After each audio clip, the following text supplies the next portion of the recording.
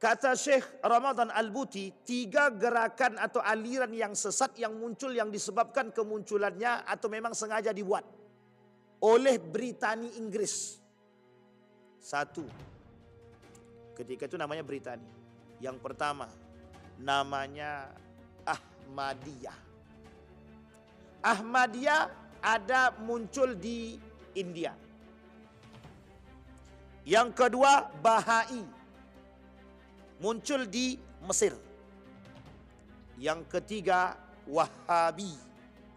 Wahabiyah Muhammad Abdul Wahab Rustum.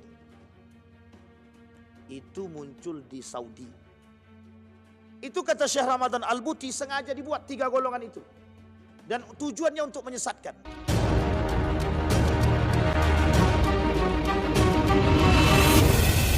A'udzu billahi minasyaitonir rajim. Bismillahirrahmanirrahim. Assalamualaikum warahmatullahi wabarakatuh.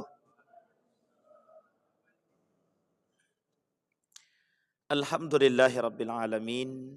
Alhamdulillahilladzi an'ama bi ni'matil iman wal islam bihima tatimmus salihat.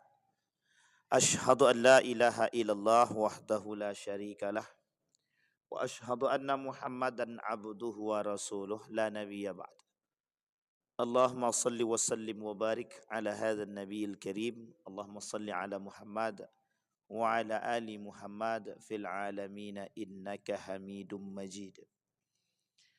Ya ayuhan nasu taqu rabbakumul ladzi khalaqakum min nafsin wahidah wa khalaqa minha zawjaha wa batha minhuma rijalan katsiran wa nisaa wattaqullaha alladzi tasaaluna bihi wal arham innallaha kana 'alaikum raqiba. Wa qala Allahu ta'ala ya ayyuhalladzina amanu taqullaha wa qulu qawlan sadida yuslih lakum a'malakum wa yaghfir lakum dhunubakum wa may yuti'illaha wa rasulahu faqad faza fawzan 'azima. Puji syukur kehadirat Allah dengan mengucapkan alhamdulillahirabbil alamin. Berselawat kepada Nabi dengan mengucapkan Allahumma shalli ala Muhammad wa ala ali Muhammad fil alamin innaka Hamidum Majid. Bapak Ibu sekalian yang berbahagia, mudah-mudahan Allah melimpahkan rahmat dan karunia-Nya kepada kita semua. Allah berkahi, Allah sehatkan, Allah kuatkan kita semua. Allah jadikan kita orang-orang yang selalu bersyukur akan segala nikmat-Nya. Kemudian Allah jadikan rumah tangga yang sakinah mawaddah warahmah, anak-anak yang saleh dan salihah. Kita semua insya Allah husnul khatimah dan istiqamah dalam kebaikan dan ketaatan. Amin ya rabbal. Baik Bapak Ibu sekalian yang berbahagia, kita lanjutkan kajian kita Bapak Ibu tentang persoalan penyimpangan akidah. Persoalan penyimpangan akidah ini memang persoalan yang remeh temeh tapi berat. Itu gimana maksudnya itu? Ringan tapi berat.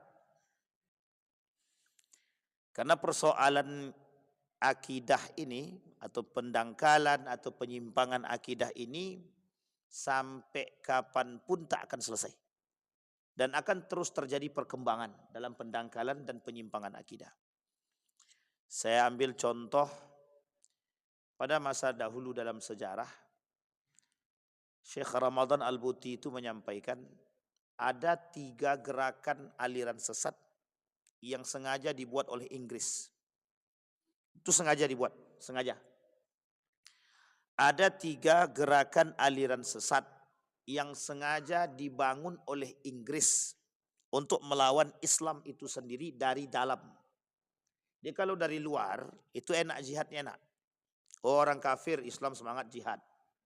Sekali perintah jihad, jihad semua. Resolusi jihad kita ambil contoh, Kiai Haji Hasyim Al-Asy'ari cuman perintahkan mengeluarkan fatwa jihad, keluar semua, jihad semua. Nah, itu fatwanya Kiai Haji Hasyim Al-Asy'ari. Bagaimana kalau yang berfatwa itu ulama terbesar di dunia? Misalnya. Wah, itu semua setuju. Nah, itu kalau musuhnya zahir. Makanya kalau kata ulama-ulama Nahdliyin itu, perang jihad di akhir zaman itu jihad yang harus ditampakkan. Tapi bukan jihad dalam urusan perperangan gitu deh. Tapi betul-betul berjihad melawan pola pikir. Karena sistem pendangkalan akidah itu terjadi secara terstruktur, masif terstruktur. Dan ini banyak kasusnya Bapak Ibu, pendangkalan akidah begini, penyimpangan. Kemarin kita sudah bahas poin pertama daripada penyimpangan akidah itu. Ada 5 hal, bahkan ada ulama yang lain menambahkan lebih daripada 5 sebab terjadinya penyimpangan akidah dan pendangkalan itu. Satu di antaranya, nomor 1 itu kebodohan. Kebodohan terhadap pemahaman akidah yang sahih. Kita ambil contoh misalkan. Meskipun sudah klarifikasi, tapi sempat viral. Contohnya MTA. Tahu MTA? Majelis Tafsir Al-Quran. Pecahan Muhammadiyah. Dulu dari Muhammadiyah itu keluar orangnya, bangun sendiri. Itu deklarasinya aja di Sportorium Muhammadiyah. MTA ini sempat dulu rame dan diperbincangkan di khalayak ramai sampai banyak yang turun tangan, termasuk Majelis Ulama Indonesia. Tentang persoalan pemahaman mereka terhadap 2 binatang yang diharamkan. Satu guguk, yang kedua khinzir. Nah, itu susah mentafsir membahasakannya. Satu dia dog lah, apa nama, kalbun. Yang kedua khinzir. Tahu khinzir Pak? B1, B2. Sampai mereka berani mengatakan dari sebagian kalangan itu, tapi sebelum klarifikasi ya. Setelah klarifikasi mereka sudah membenarkan pemahaman itu. Kata mereka bahkan kalau cacing pita itu, kalau sudah dibersihkan cacing pitanya yang menyebabkan keharamannya, maka hilanglah keharaman itu. Jadi penyebab keharaman itu adalah cacing pita. Penyebab B1 itu. Diharamkan itu adalah cacing pita. Jadi kalau dibersihkan cacing pita itu selesai. Bersih. Oh bukan, jangan salah Pak. Ini pemahaman yang tenar ketika itu. Banyak kalangan-kalangan sarjanawan mencoba memahami konsep ini. Benar. Kan penyebab, pasti ada sebab kenapa diharamkan. Gitu dia pola pikirnya. Kan ada sebab kenapa diharamkan. Setelah dicari tahu ternyata disebabkan pengharaman adalah cacing pita. Ya tinggal bersihkan, kata mereka. Kalau sudah dibersihkan cacing pita berarti kan sudah boleh. Makanya apapun yang berkaitan dengan B1 dan B2 ini, yang apa penyebab keharamannya. Sehingga bermunculan tafsir yang lain, pemahaman yang lain. Dari gaya berpikir yang sama. Apa itu contohnya? Sesuatu yang sudah dibersihkan dari yang haram tadi itu dibolehkan. Kulit babi, minyak babi, dan lain sebagainya. Itu diperbolehkan. Coba lihat sekarang. Makanan mana yang tidak pakai campuran minyak babi? Sedikit sekali. Banyak yang menggunakan makanannya pakai campuran minyak babi. Enak gitu deh. Karena memang berbeda gitu deh. Pakai minyak babi itu lebih terasa nikmatnya ketimbang tidak. Gitu. Coba bayangkan tuh. Nah, kembali kepada poin. Ini persoalannya apa? Tafsir. Kata Syekh Ramadan Al-Buti, 3 gerakan atau aliran yang sesat yang muncul yang disebabkan kemunculannya atau memang sengaja dibuat oleh Britani Inggris. 1. Ketika itu namanya Britani. Yang pertama namanya Ahmadiyah. Ahmadiyah ada muncul di India. Yang kedua Bahai, muncul di Mesir. Yang ketiga Wahabi. Wahabiyah Muhammad Abdul Wahab Rustum. Itu muncul di Saudi. Itu kata Syekh Ramadan Al-Buti sengaja dibuat 3 golongan itu.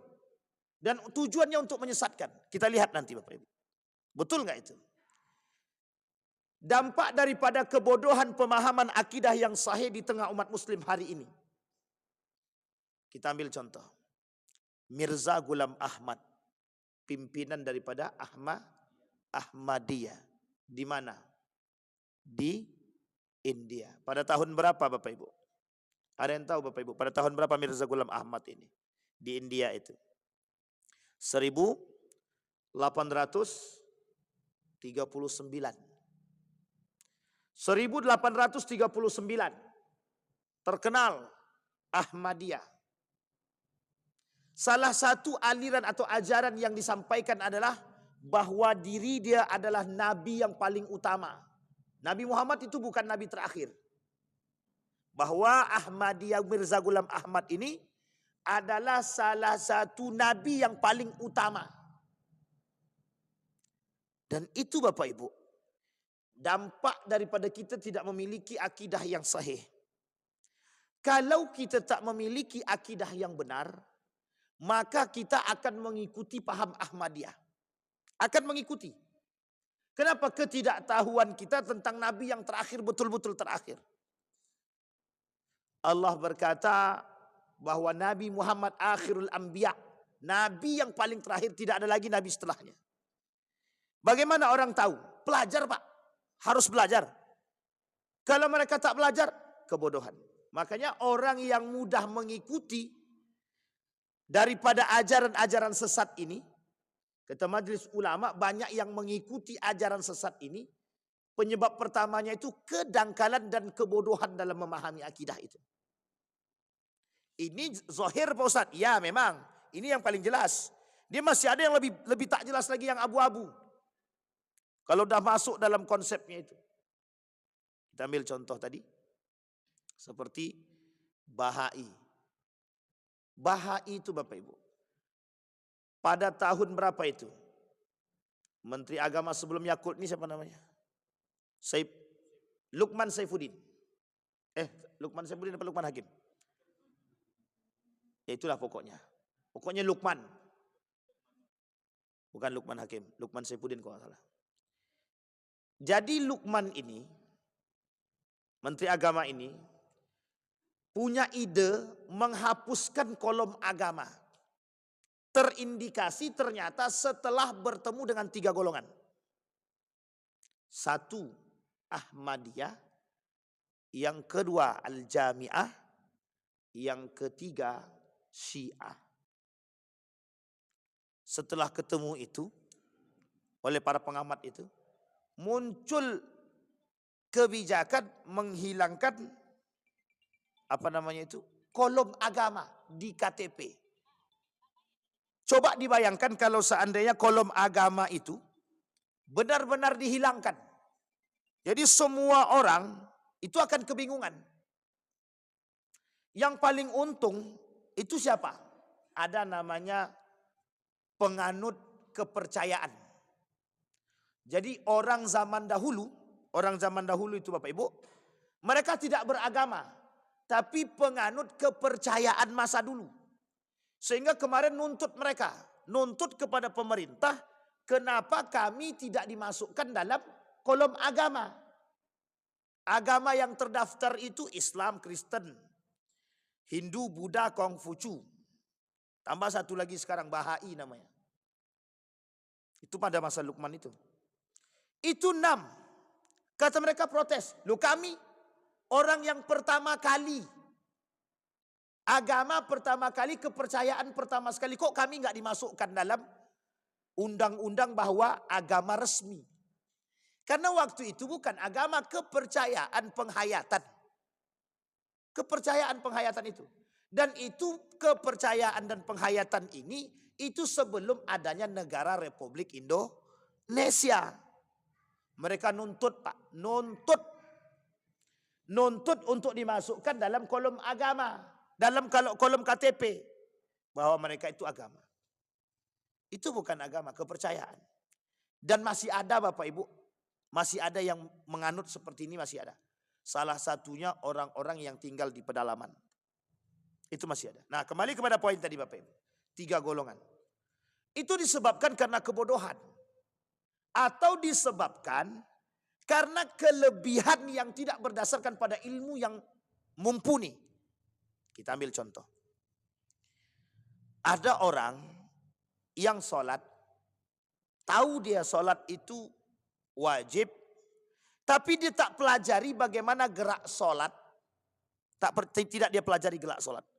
Sehingga yang terjadi apa? Kira-kira sholatnya bermanfaat apa tidak? Benar apa tidak kalau yang tak tahu gerakan sholat? Dan itu ada alirannya. Sholat tanpa busana, sholat tanpa gerak, sholat pakai hati. Itu ada alirannya Pak. Kami temukan itu. Aliran-aliran seperti ini saya temukan. Dia tak sholat pakai pakaian sehelai benang pun. Dia sholat di rumah saja. Suami istri sholat di rumah tanpa sehelai benang pun. Pemahaman yang mana? Untuk menyatakan bahwa semua pakaian itu pada hakikatnya kotor. Jadi perlu ada kesucian. Nah untuk mensucikan itu lepaskan pakaian. Nah, coba bayangkan itu. Nah, ini gimana coba pemahaman itu? Yang kedua, mereka tak sholat pakai gerak. Tapi cukup sholat dalam hati. Itu juga aliran. Apakah mereka tidak mengetahui? Mengetahui. Bukan tidak mengetahui, justru mengetahui.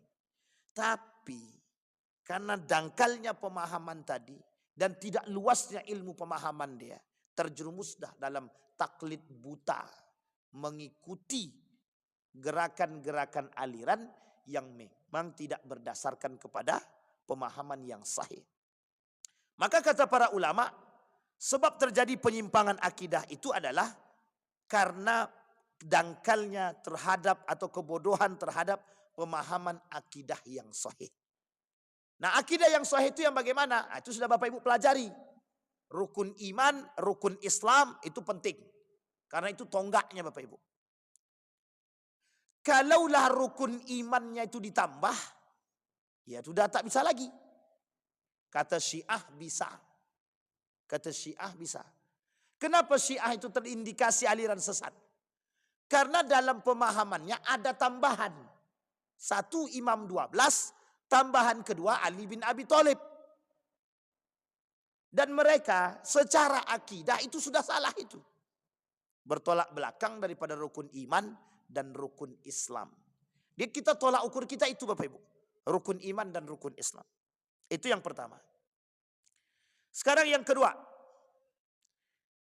Tidak mengenal kejahiliahan. Sebab terjadinya penyimpangan akidah itu tidak mengenal kejahiliahan. Maksudnya apa? Tidak mengenal karakteristik orang-orang jahiliyah pada masa dahulu. Uniknya coba bayangkan. Jarak tempuh masa itu jauh sekali. Dari masa baginda Nabi Muhammad SAW 1400 tahun yang lalu. Ketika baginda Nabi 1400 tahun yang lalu sebelum Nabi, mereka nyembahnya apa? Patung, matahari, hewan, pohon, binatang. Sekarang masih ada yang menyembah lautan, pohon, sesajenan, dan lain sebagainya. Itu masih ada. Meskipun sudah berkurang banyak. Tinggal sedikit. Uniknya adalah kok bisa jarak yang begitu jauh sekali masih bisa menyisakan orang-orang seperti ini. Nah, ini penting untuk dipahami. Kok bisa menyisakan orang-orang yang seperti itu. Dan lebih parah lagi dan lebih daripada jahiliyah lagi. Pemahaman konsep jahiliyah itu. Yang pertama itu ada namanya zannal jahiliyah. Berfikir seperti orang jahiliyah. Karakter dalam Al-Quran jahiliyah itu ada 4. Satu di antaranya zannal jahiliyah. Berpikir seperti orang jahiliyah. Jahiliyah mempertuhankan patung. Waktu itu agama mereka itu bukan Islam. Sekarang agamanya Islam yang disembah makhluk hidup. Itu lebih berpahala, lebih berbahaya daripada jahiliyah masa dahulu. Nah, ini kata Buya Hamka yang disebut dengan syirik modern. Syirik modern. Saking lebih jahiliyahnya sekarang itu. Yang disembah itu makhluk hidup. Dan beragama Islam. Dulu mereka tak berilmu karena kejahiliahan. Kalau sekarang bukan. Ilmu yang kebablasan justru membuat dia semakin terjerumus dalam langkah yang salah. Itu faktornya satu. Kurangnya iman. Atau terpengaruh. Atau brainwash, cuci otak. Kenapa kok banyak orang bisa dicuci otaknya ikut teroris dan lain sebagainya? Mohon maaf Bapak Ibu, kedangkalan pemahaman terhadap akidah yang benar, kedangkalan terhadap pemahaman nilai-nilai agama yang sahih. Itu sangat banyak. Kenapa kok bisa ada orang-orang yang mohon maaf menganggap polisi itu halal untuk dibom? Kenapa para polisi pemerintah itu harus dibom? Itu kan pemahaman terorisme yang sesat dan menyesatkan itu. Pertanyaannya, mengapa mereka bisa mengatakan bahwa pemerintah ini taghut? Kenapa? Sampai mereka berani serang, pakai bom di badan, amartir, bom bunuh diri namanya. Sampai sebegitunya. Apa yang mereka pelajari sampai bisa pemahamannya bisa sesesat itu? Dan itu bukan berarti mereka tidak berilmu. Itu disebabkan brainwash, cuci otak. Bukan tanpa sebab. Ini poin penting Pak. Jadi jangan salah Pak. Sasaran hari ini untuk cuci otak terhadap kesesatan itu bukan yang tua-tua. Tapi anak muda. Yang punya semangat. Yang punya kekuatan. Nanti setelah dicuci otaknya, baru dilatih militernya Pak. Akhirnya yang terjadi pemberontakan. Inilah yang disebut dengan teroris. Dan itu bukan tidak ada. DII, TII, Daulah Islamiyah Indonesia. Itu mereka semua dampak daripada cuci otak.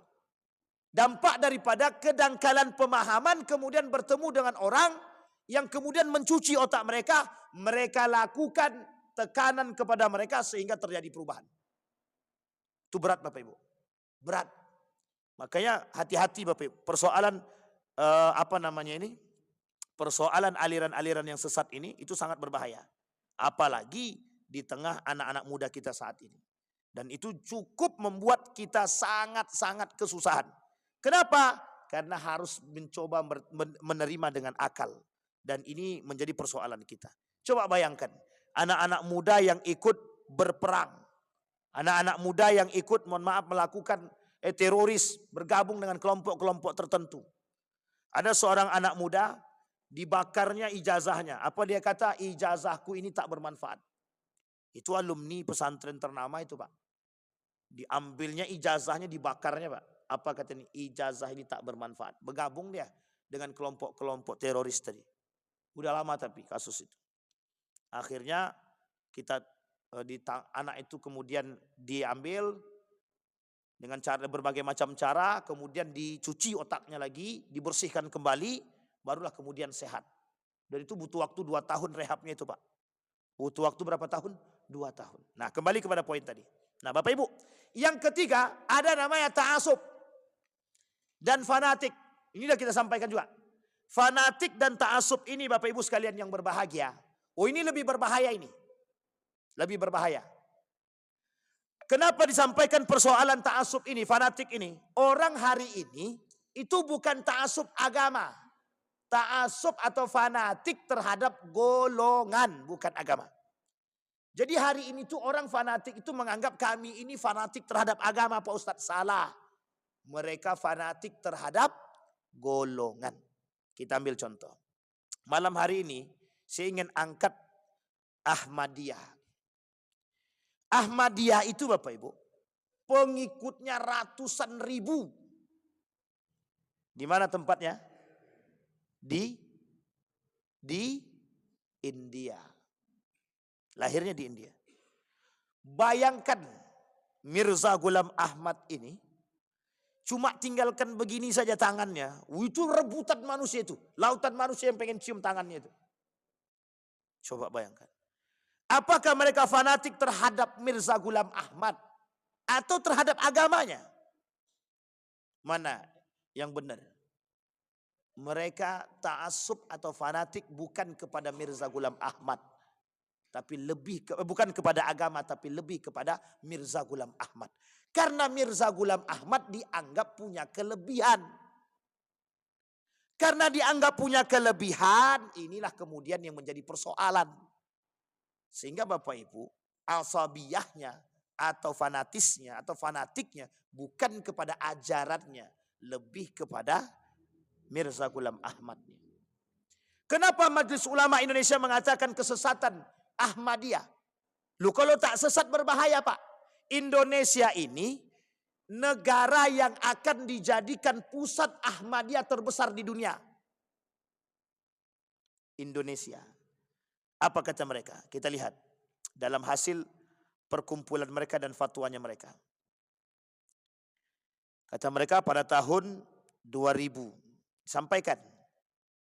Saya tegaskan kepada kalian semua bahwa Indonesia pada akhir abad baru ini akan menjadi negara Ahmadiyah terbesar di dunia, insya Allah. Coba bayangkan. Ada ketakutan dari negara tetangga, Malaysia. Akan bermunculan kembali paham-paham Ahmadiyah. Akan bermunculan kembali. Meskipun sudah mulai tersingkirkan, mulai bermunculan. Maka kita perlu paham aliran sesat seperti ini.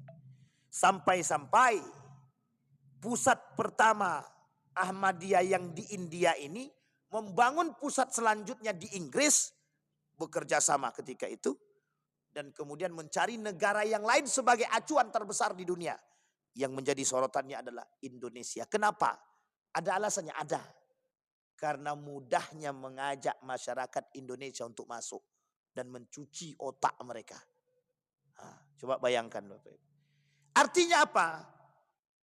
Kedangkalan terhadap pemahaman. Artinya apa? Kenapa kok bisa ada agama kejawen? Kenapa kok bisa ada orang sudah beragama Islam tapi tidak sholat? Ada orang beragama Islam tapi masih menyembah patung. Ada orang beragama Islam tapi mohon maaf masih percaya dengan yang lain. Ini masih banyak Pak, masih banyak.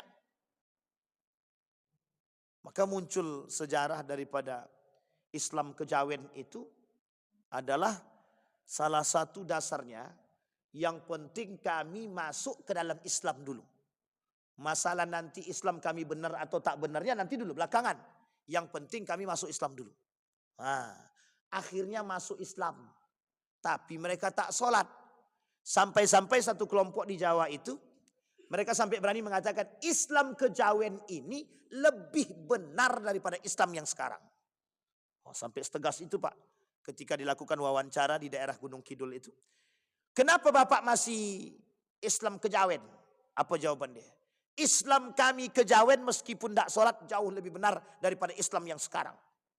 Kami berkomunikasi dengan Tuhan. Katanya. Ini persoalan Pak bagi kita. Menjadi persoalan. Nah, Bapak Ibu sekalian yang berbahagia. Dalam sorotan kita hari ini. Pendangkalan akidah dengan bermunculnya aliran-aliran sesat itu menjadi perhatian kita semua. Itu yang ketiga. Sekarang kita lihat yang keempat Bapak Ibu. Asabiyah ya. Asabiyah. Jadi ada, kalau orang-orang Muhammadiyah jangan terlalu fanatik terhadap Muhammadiyah. Sampai-sampai Muhammadiyah harga mati. Tidak ada itu Bapak Ibu. Itu tidak slogan itu. Tidak slogan. Iya. Kenapa saya katakan tidak slogan? Yang kita bela, yang kita harus fanatik terhadap agama, bukan golongan. Dampak daripada fanatisme golongan, itu ketika golongan kita itu dijelekkan orang, kita sakit hati. Kalau yang dijelekkan agama, kita sakit hati, masih ada wajar-wajarnya lagi Pak. Tapi kalau yang dia sakit hatikan itu adalah golongan. Pertanyaannya, mungkin tidak golongan itu salah? Ada salahnya gitu. Apa Muhammadiyah benar secara utuh? Apa Nahdlatul Ulama benar secara mutlak? Apa Wahabi benar secara beneran, persis, dan lain sebagainya? Enggak Pak. Jadi kalau kita fanatik terhadap golongan, kalau ada orang yang menjelekkan golongan tersebut, maka kita tak terima. Karena fanatisme kita bukan kepada agama, tapi kepada golongan. Jadi ketika ada kritikan terhadap yang salah, kita protes. Sakit hati. Meskipun itu benar salahnya. Kadang-kadang kita tak terima. Dengan kebenaran yang salah yang kita lakukan diperbaiki oleh orang kita tak terima. Karena saking fanatiknya terhadap golongan. Muhammadiyah bisa salah. Nahdlatul Ulama sangat bisa salah. Persis bisa salah. Semua gerakan itu bisa salah. Apapun organisasinya, itu semuanya bisa salah. Bukan tak bisa salah, bisa salah. Hanya saja kita bisa enggak menerima kebenaran dari jalur yang lain yang mengkoreksi kesalahan yang kita buat. Kalau kita fanatiknya terhadap agama, kita pasti bisa terima.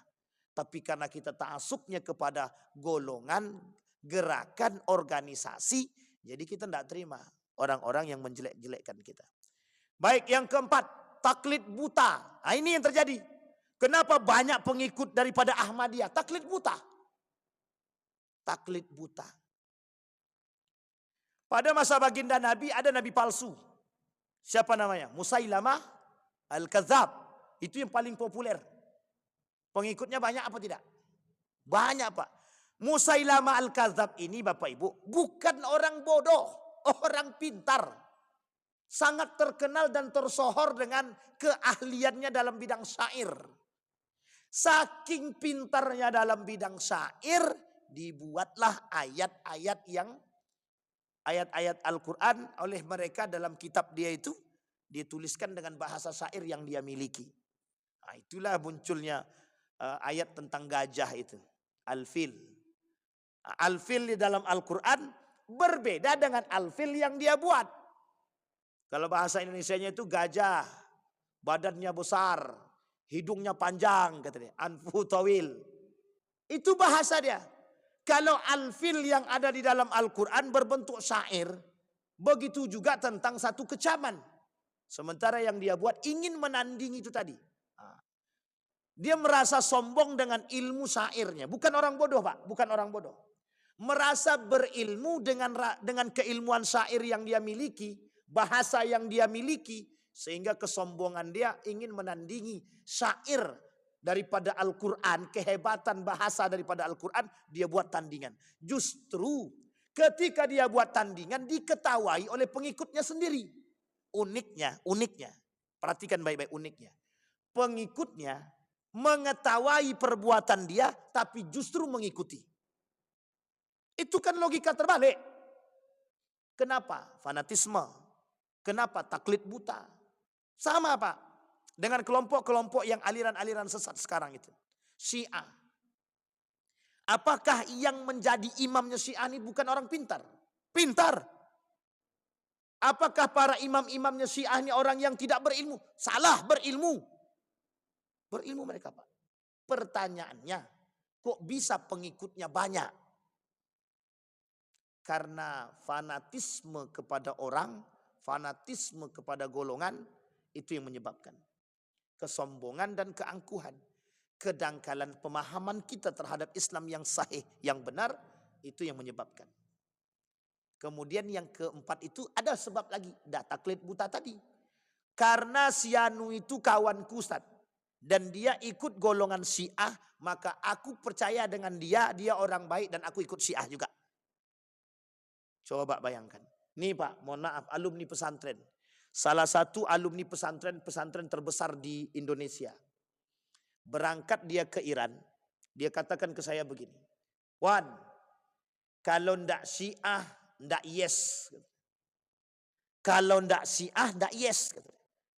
Paham maksudnya Bapak Ibu? Kau harus pindah ke Syiah. Syiah itu bagus. Hanya orang-orang saja yang berpandangan jelek tentang Syiah. Tahu Bapak Ibu kenapa? Karena dia sekolah di situ. 3 tahun dia sekolah berubah langsung.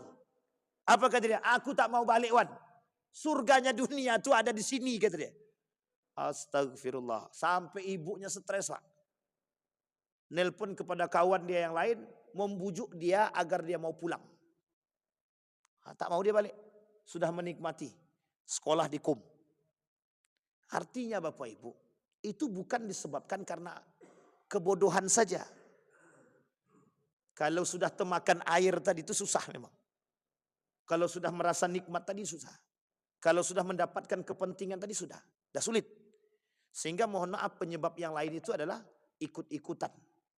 karena merasa kenyamanan dan lain sebagainya. Sehingga artinya mereka terbawa dengan suasana. Maka Bapak Ibu sekalian yang berbahagia, poin-poin yang saya sampaikan itu poin-poin yang penting yang memang terjadi di tengah kita begitu. Yang mudah diikuti dan sangat-sangat mudah diterima. Kita ambil contoh yang paling sederhana saja. Bapak Ibu lebih pilih mana? Ibadah dengan mudah atau dengan ribet? Ibadah sholat dengan mudah atau dengan ribet? Pasti orang pilih dengan mudah. Habis sholat nggak usah zikir berjamaah, ngabisin waktu. Misal aja. Itu contoh ya. Sederhana kan? Lebih cepat. Karena dalil Al-Qur'annya ada. Berzikirlah kalian qiyaman wa qu'uda. Kalian boleh berzikir sambil berdiri, sambil duduk boleh. Jadi assalamualaikum warahmatullahi wabarakatuh.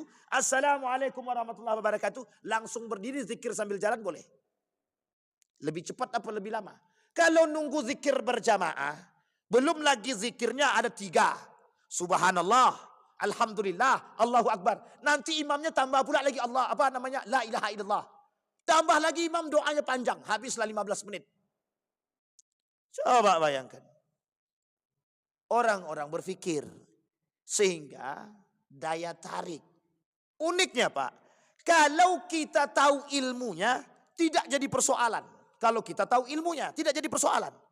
Yang kita tak tahu, yang kita persoalkan adalah kita tidak tahu ilmunya tapi kita ikut-ikutan.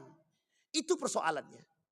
Sehingga dengan ikut-ikutan, kalaupun kita ikut-ikutan ada landasan yang kuat yang kita ikuti tak ada masalah. Yang salahnya lagi, sudah kita tidak tahu landasan yang kuat, ikut-ikutan menyalahkan orang pula lagi. Ini masalah Pak. Saya katakan ini masalah besar. Masalah besar. Dalam semua golongan tidak boleh menganggap diri dia paling benar itu tidak boleh. Muhammadiyah menganggap diri dia paling benar. Tak boleh Pak. Tapi kalau dia berkata kepada kelompok dia, bahwa apa yang dia buat ini benar, ya tidak ada masalah. Tapi kalau mengatakan yang lain itu sesat, seperti yang terjadi di Kampar itu. Muhammadiyah firqah dhalah katanya. Muhammadiyah organisasi sesat, NU sesat, Persis sesat kata dia. Wah kalau itu udah parah itu Pak. Sudah menyesatkan orang, sudah mengkafirkan orang, sudah menjelekkan dan mencela orang lain. Itu yang berbahaya. Nah ini yang indikasinya di situ Pak. Indikasinya itu di situ. Maka tidak bisa Pak. Nah poin terakhir yang kelima kata para ulama yang menjadi atau penyimpangan sebab terjadi penyimpangan akidah tadi yang kelima ghulu. Tahu ghulu Bapak Ibu? Berlebihan. Tidak boleh Pak. Kata Allah dalam Al-Quran la taghlu fi dinikum. Jangan kalian berlebihan dalam agama kalian. Ingat kalimat ini baik-baik. Ada persoalan, ada Pak. Orang hari ini tuh tanpa ilmu berlebihan dalam beragama.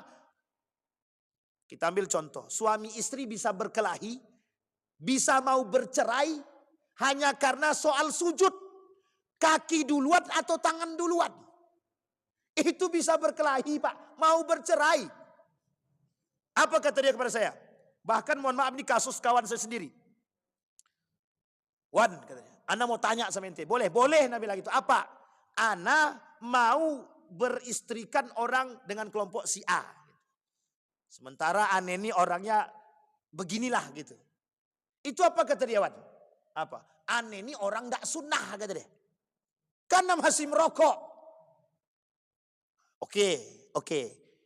Kalau persoalan itu prinsip sebelum menikah silahkan. Misal perempuan yang gak suka dengan laki-laki merokok wajar tak wajar? Wajar. Yang menjadi masalah bukan itu. Apa dia kata? Kau ini sudah tak sunnah, melakukan perbuatan tercela kata dia. Islammu gak benar kata dia. Wah itu lebih berbahaya itu Pak. Sampai-sampai bisa mengindikasikan orang atau mengidentifikasi orang dengan Islam yang gak benar. Itu alumni pesantren Pak yang tidak dibenarkan itu. Kawan satu sekolah. Dibilangnya Islamnya gak benar. Rukun imannya masih sama. Rukun Islamnya sama, nggak ada yang berbeda. Tapi dianggap tidak sejalan dengan mereka.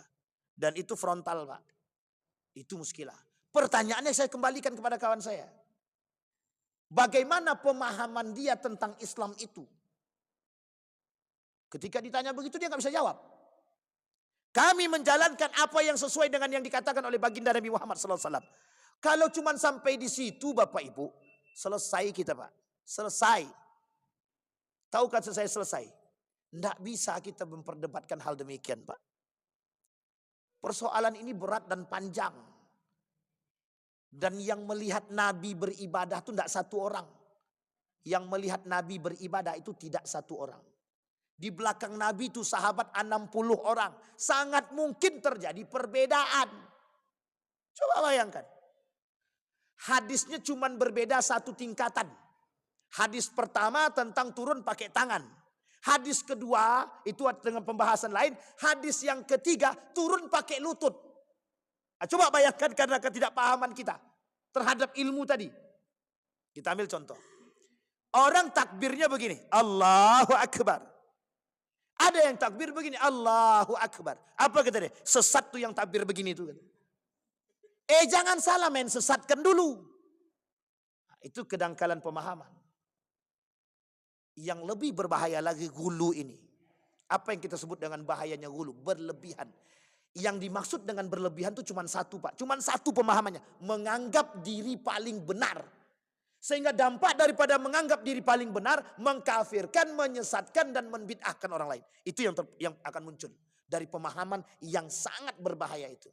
Dan ingat Bapak Ibu, pemahaman seperti ini kata para ulama, ini pemahaman yang berbahaya. Sangat berbahaya sekali. Loh, ini kita nggak kemana-mana ya Bapak Ibu ya. Tapi ini poinnya kata para ulama, ghulu. Boleh enggak kita mendalami ilmu agama? Boleh Pak, tak ada salah. Kita tidak dipersoalkan. Bahkan kita ini radikal terhadap agama. Wajib. Radikal terhadap agama itu wajib. Yang dilarang itu radikalisme. Ekstremisme.